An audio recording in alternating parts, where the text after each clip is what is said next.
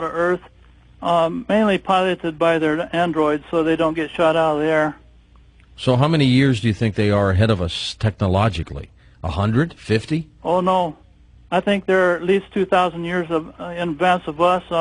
Galileo started the scientific revolution only 300 years ago. Right, right. So they're way ahead of us then. Oh, How did they get this technology? They've been progressing since they went up there 2,500 years ago, so without any wars or disease, they were able to progress a lot faster continuously. It's just like us. If we went from the time of Galileo to 2,500 years into the future from Galileo, we would be at their level of technological advancement. What do you think their cities look like? I mean, tall skyscrapers and things like that? They build their cities. They're not very as large as some of our largest cities, but they have unique architecture. Mirages of an inner Earth city seen in Alaska describe them as more Oriental type architecture.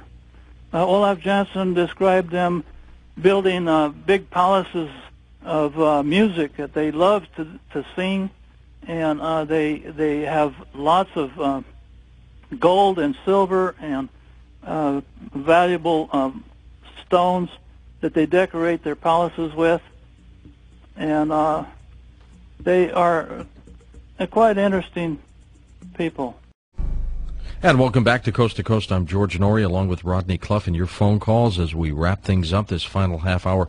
Rodney, think about this theory, that we don't have a hollow Earth, but maybe we have some indentations on the north and south poles that curve in to the point where it's warmer and vegetation grows, trees grow, there are animals, and maybe even indeed these civilizations. Is that a possibility? That was a theory of Lieutenant Green, the physicist that went with Admiral Peary to the pole in 1909. He spoke with the Greenland Eskimos and asked them what happened to the Viking colonists that had colonized Greenland for over 1,000 years, and where they had disappeared to. And apparently, when Greenland was recolonized in 1721 by the Europeans, they didn't think to ask the Eskimos what happened to the lost Vikings. But the Eskimos told Lieutenant Green that every year they would go farther and farther north because of better hunting towards the north. And then one winter, the hunting party came back and told the rest that they had found a paradise up in the Arctic. And so they just all packed up their bags, the Eskimos said, and just traipsed off across the ice and never came back. So Lieutenant Green believed that out there in this area where I estimate the polar opening is, there was a continent, an island, that was heated by geysers and volcanoes and kept warm in that manner. And they were going to go up there and explore, and it wasn't too long after that Admiral Byrd flew up there and found out that it was the polar opening and flew inside the hollow Earth. Actually, there's been a couple of movies based on this. There's a movie put out by Disney called Island at the Top of the World. It's based on Lieutenant Green's idea of there's an island out there. Magnetic field is caused by, like a dynamo, it has two solid parts, one rotating about the other, with both of them having electrical currents. So okay. the current in the shell of the Earth and the electricity of the inner sun, both of them being solid, one rotating at a different speed about the other is what causes the magnetic field. Now, so scientists can't understand why the Earth's magnetic field is inclined to the Earth's axis. This can only be explained by the hollow Earth theory, which was proposed by Edmund Halley back in the 1800s, in which he proposed that the Earth's magnetic field is created because the Earth is hollow and has a core that rotates at a different rate than the shell. Well, the South Pole is on a continent, and it's easier for the nations of the Earth to set up their bases and to explore it. Probably easier than up in the Arctic.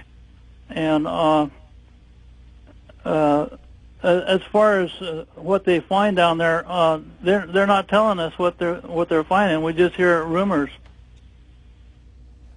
And what are you hearing? Rodney, you there? Yes. What are you hearing in terms of what they're finding down there?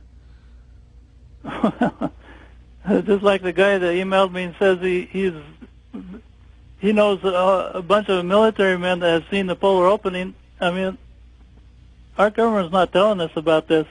We just hear it by the grapevine.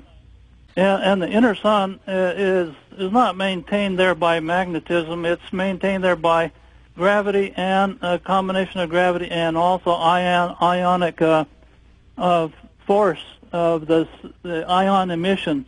The radiation that the inner sun puts out helps it maintain its central location. Astronauts that went to the moon, interestingly enough, when they set foot on the moon and they dropped the hammer and the feather, I measured it and how fast it fell. And the moon has a third more gravity, about one-third of the gravity of the Earth, not sixth. Based on that, how fast that hammer fell to the moon's surface. The scientists saying that the moon has 1/6 gravity, it's not true.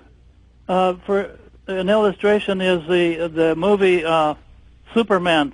When these astronauts were up on the moon and they were jumping around, that's 1/6 gravity. If you remember that movie, they were jumping around on 1/6 gravity.